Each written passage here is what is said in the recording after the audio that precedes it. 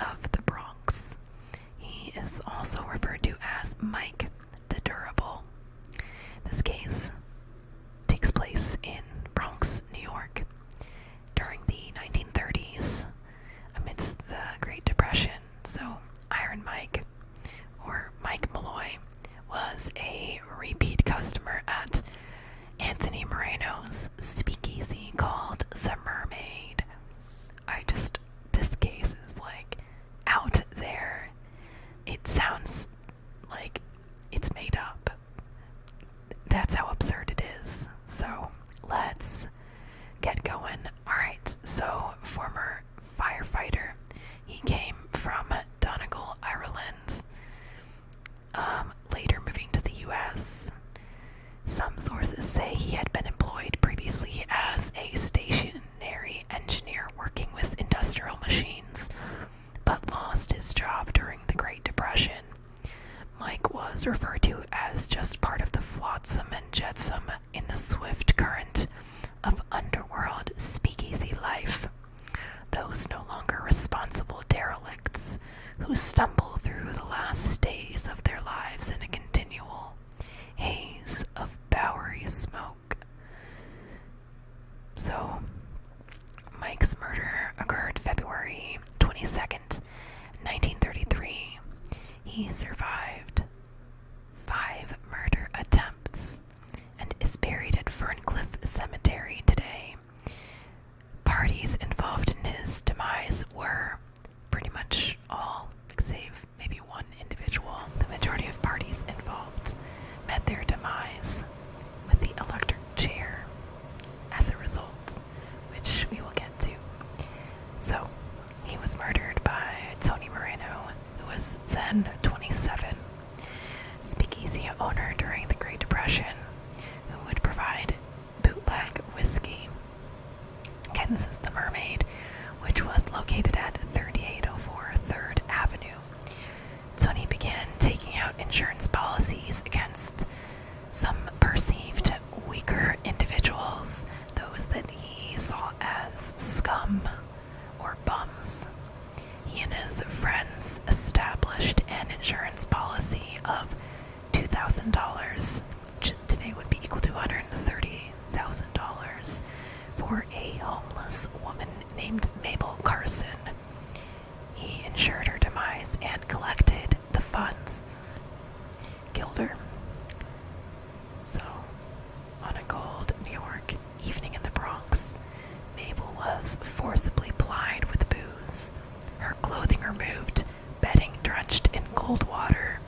Her bed was strategically placed directly under an open window, and the cause of her death ended up being bronchial pneumonia. Her murder occurred on St. Patrick's Day of 1932. She was a 27-year-old hairdresser. Her body was discovered at 3806 3rd Avenue, just next door to the Mermaid. I mean, if that's not suspicious, I don't know what is. Emboldened by their success, the men began to plan for their next score. Tony and several of his goons, Francis Basque, Daniel Graceberg, they all struck up a plan to make a quick buck off one of the regulars at Tony's watering hole. They would take out a life insurance policy and continue to ply him with liquor in order for him to drink himself to his own early grave. This bright idea came to the men around June or July of 1932. They viewed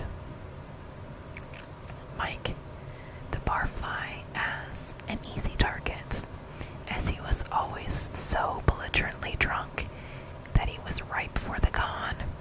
The men knew nothing of Michael's life and history, whether he had any friends or family, or even his age. They didn't care. They did not think anyone would miss the poor chap, that they would be able to forge fake his identity. 50-year-old Mike was in such bad shape that he looked 60. They figured he would easily expire. According to Marino, he looks solid. He ain't got much longer to go anyhow. The stuff is getting him. The three men established what news sources began to refer to as a murder trust. I can't make this stuff up. This murder trust included Francis, Daniel, Tony, and bartender Red Murphy, Joe Murphy, John McNally, Edward Tin Ear Smith, Tough Tony Bastone, and Joseph Maglione. Bartender Red Murphy would be responsible for claiming himself as Malloy's fictitious next of kin, Nicholas Mallory, taking out 3 insurance policies that would provide double indemnity, which is protection against loss. Each of this murder trust stood to gain $3,576, which today would be equal to $65,000. They charmed him with backslaps and endless liquor. They even offered him a place to crash. Mike. Some sources say the gang told Mike he should sign some petition that would serve to help Marino into a local office. Thinking he was signing this petition, Mike readily signed off on the policies, aided by the unlimited booze. However, other sources say that they didn't have to go into this effort, that they just directly suggested to him that he should sign some life insurance policies. So 2 of the policies were from Prudential and 1 from Metropolitan Life that he signs. The idea here was to kill 2 birds with 1 stone, convince him to sign and hasten his demise. The trust, thinking another bum alcoholic dying would really not look suspicious anyways, particularly since from 1928 to 1932, in New York, roughly 780 annual deaths occurred as a result of alcohol poisoning. This plan was not going along as quickly as the team at the trust had been hoping. His thirst was immense, but his buying ability limited. So Tony took another tact, putting antifreeze in his booze, then started adding turpentine and horse liniment, which contained rat poison. He was gifted wood alcohol shots as well, methanol crudely distilled from wood, so strong even in small increments it could cause blindness. According to Smithsonian Magazine, Murphy bought a few 10-cent cans of wood alcohol at a nearby paint shop and carried them back in a brown paper bag. He served Malloy shots of cheap whiskey to get him feeling good, and then made the switch. After supplying Mike whiskey shots, he moved to the wood alcohol, as he figured he'd be just too drunk to even realize. And this continued on for nights, multiple nights in a row. He didn't know that what he was drinking was wood alcohol, according to the New York Evening Post. And for some reason, it didn't really seem to be hurting him as much as one would think it should. Whereas the New York Evening Post said, and what he didn't know apparently didn't hurt him. But, it still did some damage for sure. It caused him to become unconscious and collapse on the bar floor. But he didn't die. He fell asleep and started snoring. It didn't cause him to become unconscious and collapse to the bar floor. He did not die. He just fell asleep and started snoring. He came to later and continued to drink. As it was put by the trust, there was something about Michael Malloy that even denatured alcohol could not affect. Hoping to further hasten the process, the gang started escalating to poisoning his food. Why not drop some oysters in denatured alcohol, let them soak for a few days, and serve them while Malloy Malloy imbibed. According to Pasqua, alcohol taken during a meal of oysters will almost invariably cause acute indigestion, for the oysters tend to remain preserved.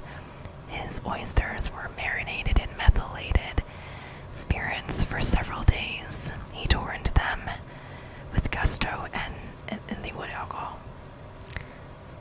But yet again, he did not die. Letting out some fierce burps, he just kept on drinking. Pasqua, actually, this method was inspired by a time when he saw a man die from whiskey oysters. So Tony tried feeding him rotten sardines from a can. This was incorporated into a sandwich alongside broken glass, carpet tacks, and sardine tin shavings for a little bit of seasoning. This too failed, and Mike asked them to give him a second sandwich, which I find kind of funny. Their carefully laid plans were not working out as well as they'd hoped.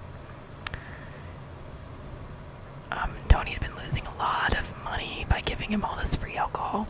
The gang decided they should let nature get the job done, as had occurred with Carson. So it's winter time, snow-covered park, so Crotona Park, which is close to Tony's bar. The gang tore up his clothing, Mike's clothing, and doused him in 5 gallons of water. And yet again, the next day there he was, drinking in the speakeasy, though he did complain about having a bit of a cold. Funnily enough, one of the men, Frank Pasquet, the Undertaker, developed a bad cold in his efforts to kill Mike from a chill. Well, Mike just complained about having a wee chill. After 4 attempts on his life, greater efforts really had to be taken. They enlisted a cab driver by the name of Hershey Green, asking him to run him over with his car, bribing him with $150. They placed Mike in the middle of the road, and he somehow managed to move out of the way, dodging the car several times. They eventually managed to hit him with the car and then mow him back over. This took place over at Baychester Avenue and Gun Hill Road in the Bronx.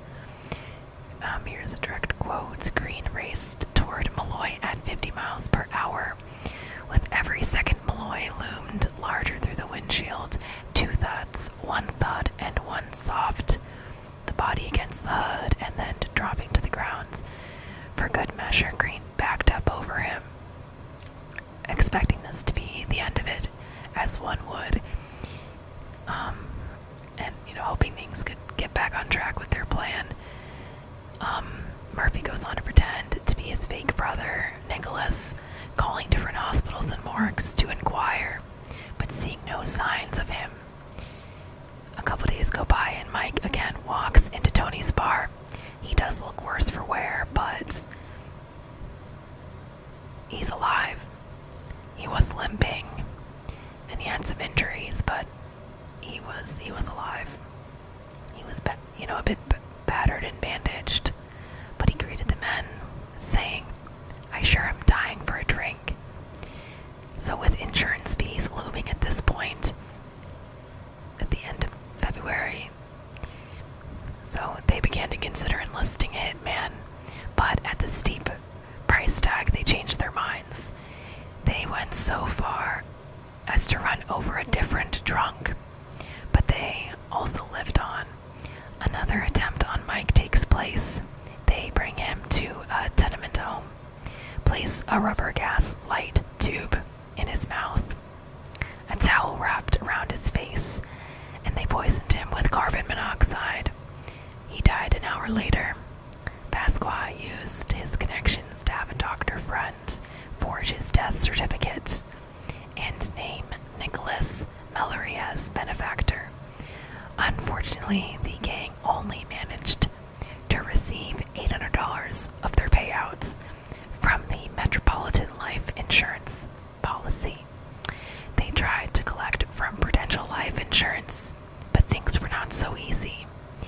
Insurance agents started requesting to see his remains, and Pasqua tried to tell them the body was already buried, but they were not quite buying things here, and the company ended up contacting police. And thus, Mike's remains were exhumed May of 1933. An examination was performed by Dr. Hockman on May 11th. The death certificate claimed his cause of death as lobar pneumonia, but further examination and autopsy actually contradicted this. It certainly did not help that Pasqua had not bothered to spend the $5 for the embalming. So it was incredibly obvious with his red, flushed skin that he had died from carbon monoxide poisoning, and not pneumonia. The liquid used in the process for the embalming would have removed all of the carbon monoxide evidence, and thus evidence of their crime or crimes, compounded by the fact, thanks to cab driver Hershey Green, that police uncovered homeless individuals' remains and linked her to Tony's bar, and then also noted the suspicious nature of her death and the fact that Tony benefited from this insurance policy. Things were not looking good for the trust at this point.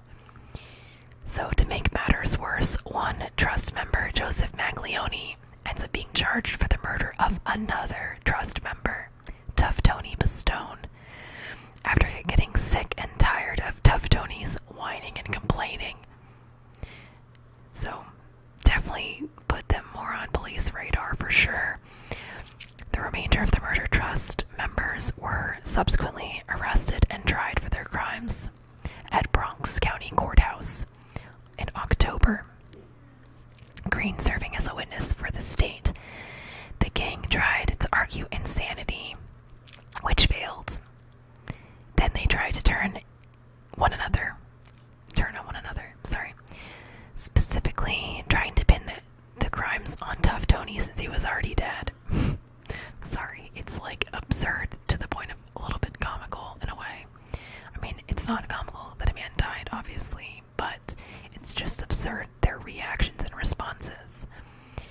So, by June 7th, 1934, 24-year-old Pasqua, 28-year-old Marino, and 29-year-old Daniel Grisberg and Murphy would meet their match with Old Sparky. They were executed via electric chair at Sing Sing, though Harry Green, the rat, managed to evade an execution, though he did serve some time in prison, I think 5 to 10 years or something from what I read. And also the doctor who participated in the initial examination prior to Mike's initial burial, he was actually sentenced to several months in prison for failing to report a suspicious death, and this doctor was Dr. Frank Mazzella. So also Joe Murphy, born Archie Motts, actually was diagnosed mentally unbalanced, and some had tried to advise that he not be executed, but he still made his way to the electric chair. So Mike, most stubborn of murder victims, his case was one of the first investigated by NYC Medical Examiner's Office, which was newly headed by Charles Norris. The case is listed in the Poisoner's Handbook, and there is a documentary from 2015 called Your Poison, which actually aired in Ireland's Irish language channel.